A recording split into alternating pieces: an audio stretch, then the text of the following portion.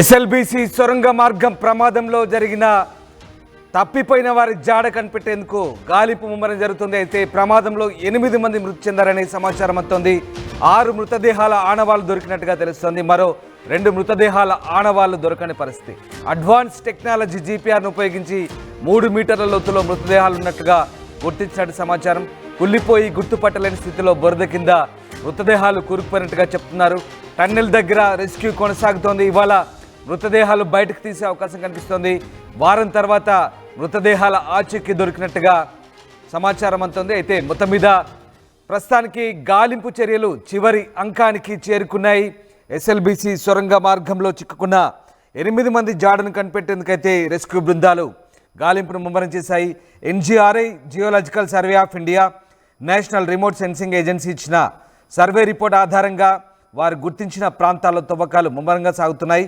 ఈ ప్రాంతంలో సొరంగ మార్గంలో ఉన్న మట్టి, రాళ్ళు, ఇతర లోహాలకు భిన్నంగా సుమారు 3 నుంచి 5 మీటర్ల లోపల మెత్తని పొరలు ఉన్నట్లుగా గుర్తించినట్టు తెలుస్తోంది. ఆ ప్రాంతాల్లో తవ్వితే కానీ ఏంటో తెలియని పరిస్థితి ఉన్నట్టుగా చెప్తున్నారు. ఇక నీటి ఊట అధికంగా ఉండడంతో నిపుణులు సూచించిన లోతు వరకు మట్టిని తోడలేకపోతున్నారు. సహాయక బృందాలకు ఇదే ప్రధాన ఆటంకిగా మారుతోంది. ఇవాళ లేదా రేపు సాయంత్రానికి సొరంగంలో జీపీఆర్ సర్వే ద్వారా గుర్తించిన ఆ ప్రాంతాల్లో ఏముందో తేలబోతుంది. ఇప్పటికే ఆ ప్రాంతాల్లో తవ్వకాలు మొదలుపెట్టినట్లుగా సింగరేణి చెప్తోంది. ఇక మృతదేహాలను గుర్తించినట్టు సామాజిక మాధ్యమాల్లో వచ్చిన వార్తలను నాగర్ కర్నూలు జిల్లా కలెక్టర్ ఖండిస్తున్నారు. ఎన్జీఆర్ఐ కొన్ని ప్రాంతాలను మాత్రమే గుర్తించని, ఆ ప్రాంతాల్లో ప్రమాదంలో చిక్కుకున్న వారు ఉంటారన్న నమ్మకం లేదన్నారు. ఇక అది లోహం కానీ మరేదైనా పదార్థం అయినా కావచ్చంటూ వివరిస్తున్నారు. గల్లంతైన వారి కోసం గాలింపు చర్యలు జరుగుతున్నాయంటూ జిల్లా కలెక్టర్ సంతోష్, అలాగే ఎస్పీ వైభవ్ గైక్వాడ్ చెప్తున్నారు. ఏదైనా సమాచారం ఉంటే తాము మీడియాకు వెల్లడిస్తామంటూ ఆయన పేర్కొన్నారు. ఇక ఎన్జీఆర్ఐ కొంతమేరకు చెప్పింది కానీ అది నిజమేనని చెప్పలేమంటూ, అవి మానవ శరీరాలే కావాల్సిన అవసరం లేదు, ఏదైనా మెటల్ అయి ఉండొచ్చు, కానీ వాళ్ళు చెప్పిన మాటల ప్రకారం ముందుకు సాగుతున్నామంటూ, ఏదైనా అక్కడ దొరికితే మీడియాకు ఖచ్చితంగా తెలియజేస్తామంటూ, ఫేక్ న్యూస్ ప్రచారం జరగకుండా చూడాలంటూ జిల్లా కలెక్టర్ చెప్తున్నారు. మొత్తం మీద అత్యాధునిక సహాయ సామాగ్రితో రెస్క్యూ కొనసాగుతుందని చెప్తున్నారు. Army, navy, NDRF, Hydraa, Singareni, railway సహా 12 సంస్థలు సహాయక చర్యల్లో పాల్గొంటున్నాయి. 8 మందిని కాపాడేందుకు తీవ్రంగా శ్రమిస్తున్నారు. గ్యాస్, ప్లాస్మా కటింగ్ యంత్రాలతో టీబీఎం శిథిలాలను కటింగ్ చేస్తున్నారు. దశల వారీగా బృందాలు వెళ్తూ శిథిలాలను బయటకు తెస్తున్నారు. భూగర్భంలో ప్రమాదాలు జరిగినప్పుడు సహాయక చర్యలో సుశిక్తులైన 100 మంది సింగరేణి సిబ్బంది ఈ సహాయక చర్యలో పాల్గొంటున్నారు. అత్యాధునిక సామగ్రితో పాటు రాష్ట్ర, కేంద్ర సహాయక సిబ్బందితో సమన్వయం చేసుకుంటూ సొరంగంలో చిక్కుకున్న వాళ్ళను క్షేమంగా తీసుకువస్తామన్న ధీమాతో ప్రస్తుతం రెస్క్యూ బృందాలు ఈ ఆపరేషన్ను కొనసాగిస్తున్నాయి. మొత్తం మీద ఎస్ఎల్బీసీ సొరంగంలో జరిగిన ప్రమాదంలో ఆ 8 మంది ఇప్పటి వరకు బతికే ఛాన్స్ లేదని చెప్తున్నారు.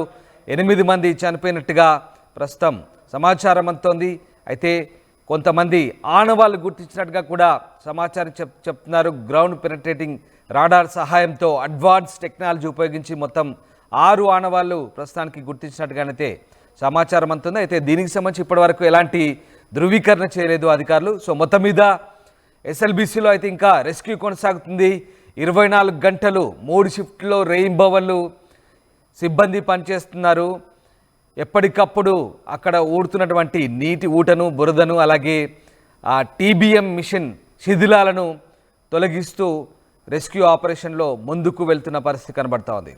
రైట్, మా కొలీగ్ సచిన్ జైన్ అవుతున్నారు ఎస్ఎల్బీసీ ప్రమాద స్థలం నుంచి. సచిన్, ఇప్పటివరకు రెస్క్యూ ఆపరేషన్ ఎలా కొనసాగుతుంది?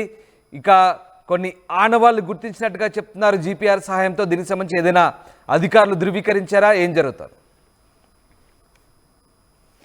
ఎగ్జాక్ట్లీ, ఆపరేషన్స్ అయితే మాత్రం కంటిన్యూ అవుతున్నాయి. ఎందుకంటే గత 2 రోజులుగా చూసుకుంటే కనుక ఈ ఆపరేషన్ స్పీడప్ అవడం జరిగింది. దీంతో పాటు లేటెస్ట్ టెక్నాలజీని ఆపరేషన్స్లో ఉపయోగించడం జరుగుతోంది. మరి ముఖ్యంగా కీలకమైన డెవలప్మెంట్, మీరు కొద్దిసేపటి క్రితం చెప్పినట్టుగా జీపీఆర్ అంటే గ్రౌండ్ పెనట్రేటింగ్ రాడార్ ద్వారా ఎన్జీఆర్ఐ కొన్ని కీలక అంశాలను గుర్తించినట్టుగా తెలుస్తోంది. మీరు అన్నట్టుగా మానవ అవశేషాలకు సంబంధించి 5 మానవ అవశేషాలకు సంబంధించి ప్రస్తుతం చర్చ జరుగుతోంది. ఇక్కడ కూడా కంక్లూజన్ ఇవ్వట్లేదు. కానీ ఆ అవశేషాలకు సంబంధించి మాట్లాడుకున్నప్పుడు 5 గురించి అని ప్రచారం జరుగుతున్న నేపథ్యంలో మిగతా వాటి సంగతి ఏంటి? 5 అనే మాట వినిపిస్తున్నారనే చర్చ జరుగుతోంది, కానీ మిగతా వాటికి సంబంధించి ఏంటి? అయితే ఇక్కడ ఇంకొక చర్చ కూడా జోరందుకుంటోంది రామ్దాస్. మరి ముఖ్యంగా ఈ అవశేషాలు ఏవైతే గుర్తించారో అవశేషాలకు సంబంధించి మాట్లాడుకున్నప్పుడు హ్యూమన్ అంటే మానవ అవశేషాలు అంటే ఒక చర్చ జరుగుతూ ఉంటే అక్కడ ఉన్న మెటల్స్కి సంబంధించి ఆ మెటల్స్కి భిన్నంగా ఉన్నాయి. అంటే హెవీ మెటల్స్ కాదు, అవి లైటర్ మెటల్స్ కావచ్చు, లేకపోతే వుడెన్ అంటే చెక్క వస్తువులు కావచ్చు, లేకపోతే మరేమైనా వస్తువులు కావచ్చు అంటూ కూడా ఇటు NGRI నిపుణులు చెప్తున్నట్టుగా తెలుస్తుంది. సో ఇటువంటి సినారియోలో ఒకవేళ కనుక మానవ అవశేషాలు కాకపోతే ఇంకా అసలు సజీవంగానే ఉన్నాయి అనుకునే ఎటువంటి అతిశయోక్తి లేదు. కానీ ఆశలు మాత్రం సన్నగిలుతున్నాయి. ఎందుకంటే జరుగుతున్న ఆపరేషన్స్ చూస్తూ ఉంటే, ఆ స్పీడప్ చూస్తూ ఉంటే, మరి ముఖ్యంగా అక్కడ కలుగుతున్న ఆటంకాలు చూస్తూ ఉంటే మాత్రం ఇదే మాట వినిపిస్తోంది. ఎందుకంటే ఈ ఘటన ప్రస్తుతం ఆ లొకేషన్ ఎక్కడికి గుర్తించారంటే దాదాపుగా 13.500 మీటర్ల నుంచి ఇంకొక 80 నుంచి 100 మీటర్లు అంటే దాదాపుగా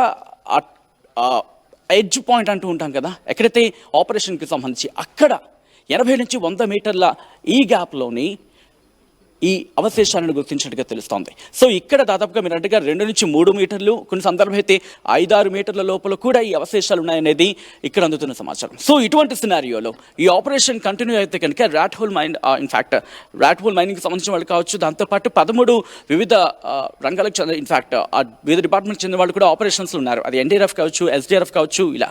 దీంతోపాటు ఒక ఇంట్రెస్టింగ్ అంశం నేను మీకు చూపించే ప్రయత్నం చేస్తాను. సో దట్ నేను అక్కడ లొకేషన్కి వెళ్ళే ప్రయత్నం చేస్తాను. సో దట్ నేను వెహికల్లో మూవ్ అయ్యే ప్రయత్నం చేస్తాను. సో దట్ మనం అక్కడికి వెళ్ళి నేను మీకు చూపించబోతున్నాను.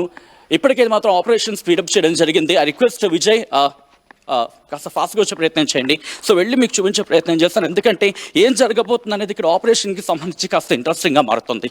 సో ఈ సినారియోలో ఎందుకంటే మార్నింగ్ నుంచి మనం చూసుకుంటే కనుక మరి ముఖ్యంగా గత 2 డేస్ నుంచి కూడా ఈ ఆపరేషన్కి సంబంధించి స్పీడప్ అవుతోంది. సో ఇటువంటి సినారియోలో ఇక్కడ ఎటువంటి సినారియో ఉంది అనేది ఒకసారి మనం మాట్లాడుకునే ప్రయత్నం చేస్తున్నాం రామ్దాస్. మరి ముఖ్యంగా మరికొద్దిసేపట్లోనే ఎందుకంటే ఈ ఘటనకు సంబంధించి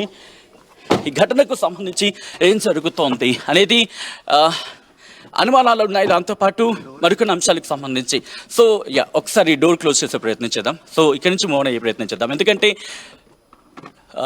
అంబులెన్సెస్ రెడీ అవుతున్నాయి. ఏ సంఖ్యలో అంబులెన్సెస్ ఉన్నాయనేది నేను మీకు చూపించే ప్రయత్నం చేయబోతున్నాను. అది ఆ సిచ్యువేషన్ చూస్తూ ఉంటే కనుక కాస్త ఆందోళన కలిగిస్తోంది. బట్ అవి అంబులెన్సెస్ కావడం మాత్రం హోప్స్ అని చెప్పుకోవాలి. బట్ అక్కడికి వెళ్ళబోతున్నాం ఎందుకంటే హెలీప్యాడ్ దగ్గర అంబులెన్సెస్ని రెడీ చేశారు అంటే అర్థం చేసుకోవచ్చు సిచ్యువేషన్కి సంబంధించి.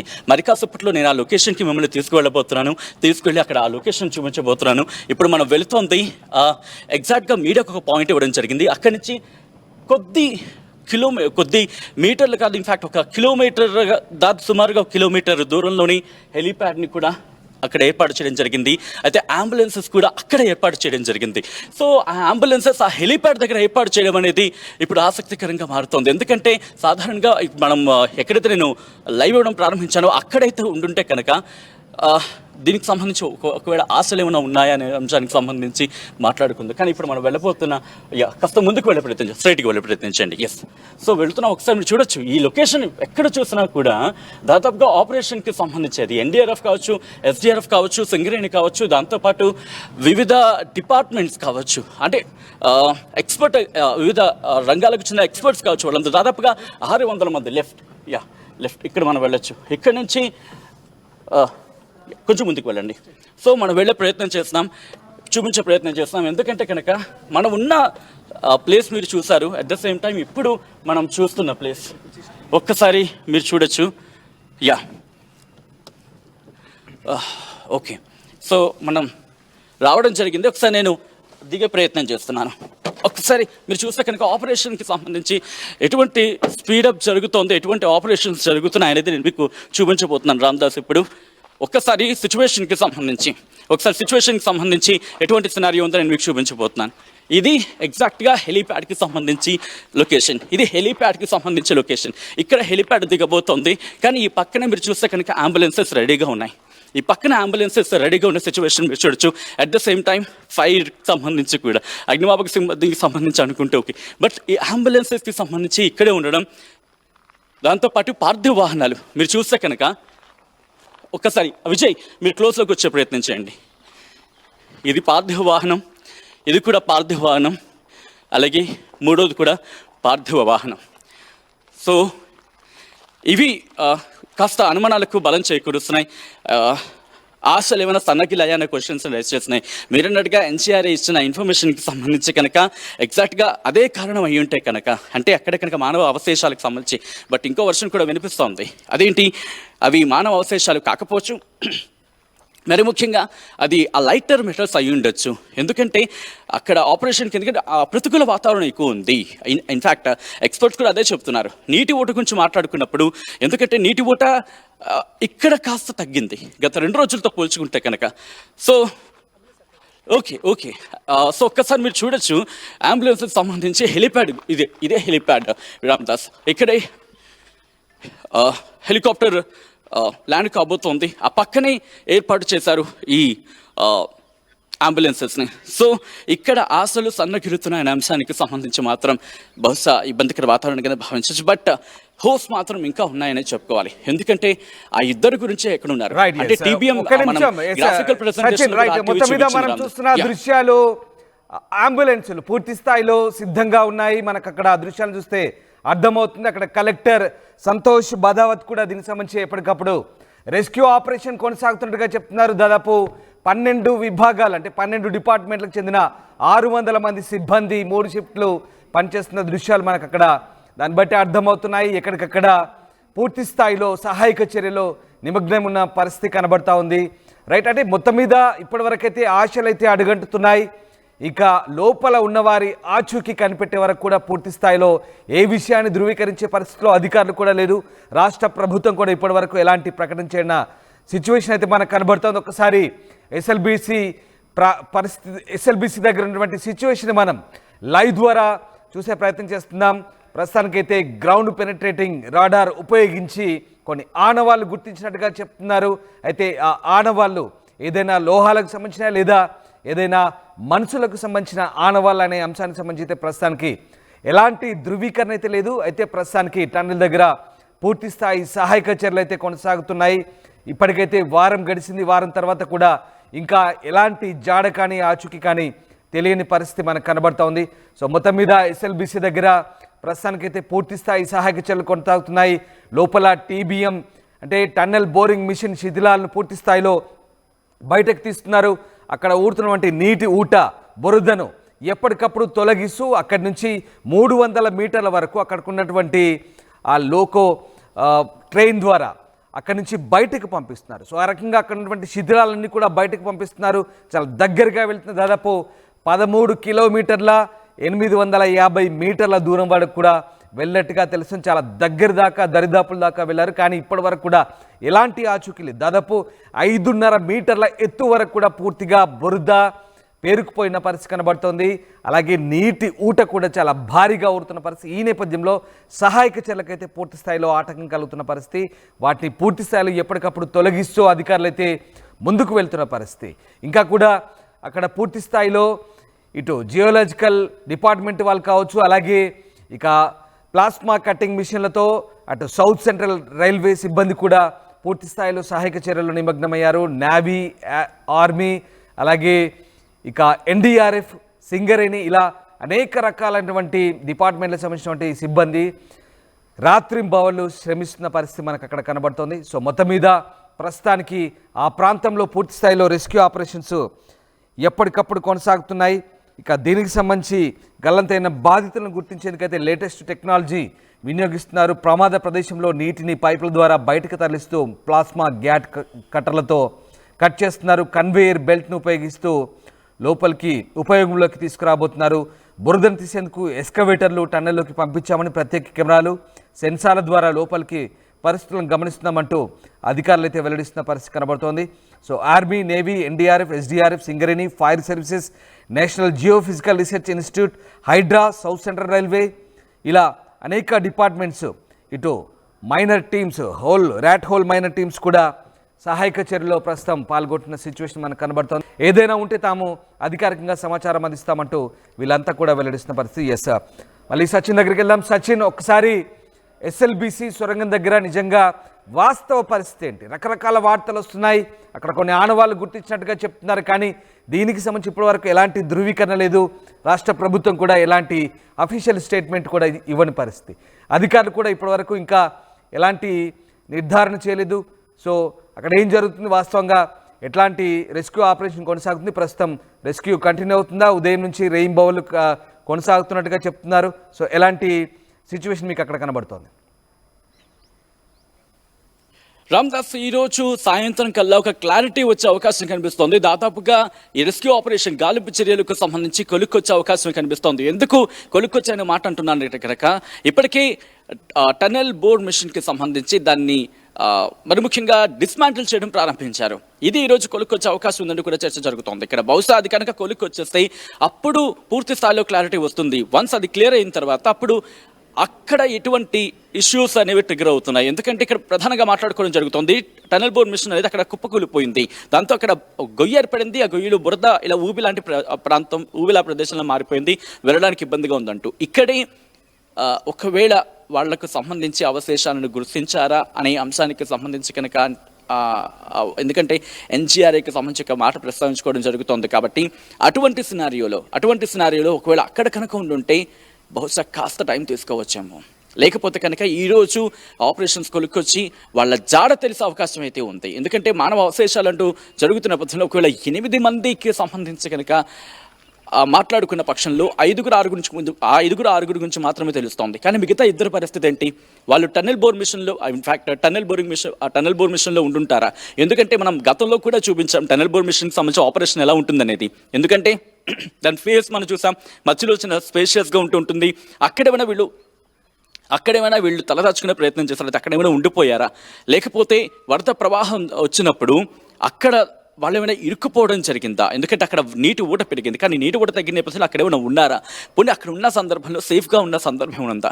ఆ టన్నెల్ బోర్ మిషన్ అనేది పూర్తిగా ఈరోజు క్లారిటీ వచ్చే అవకాశం కనిపిస్తుంది. వన్స్ అది క్లియర్ అయిపోయిన తర్వాత వాళ్ళ జాడ అనేది బహుశా అక్కడి నుంచి నిమిషాల వ్యవధిలో తెలిసే అవకాశం ఉంది. ఈరోజు సాయంత్రం దాదాపు 4:30-5 కల్లా ఒక క్లారిటీ వచ్చే అవకాశం అయితే కనిపిస్తుంది. ఎందుకంటే ఆపరేషన్స్లో ఇక్కడ కొద్దిసేపటి క్రితం మాట్లాడుకున్నట్టుగా టన్నెల్ బోర్ మిషన్ కట్టింగ్కి సంబంధించి వివిధ టెక్నాలజీస్ను ఉపయోగించడం జరుగుతుంది. గ్యాస్ కట్టర్స్ను ఉపయోగిస్తున్నారు, ప్లాస్మా కట్టర్స్ను ఉపయోగించినారు, దాంతోపాటు అల్ట్రా థర్మల్ కటర్ మెషిన్స్ని కూడా ఉపయోగించడం జరుగుతుంది. ఎలాగైనా ఆ టన్నెల్ బోర్ మిషన్ని డిస్మాంటిల్ చేయాలి. ఇక్కడ ఏంటంటే కనుక హెవీ మెటల్, స్టీల్లో కూడా హెవీ మెటల్ ఉండడం కారణంగా దాని కటింగ్ అనేది ఆలస్యం అవుతోంది.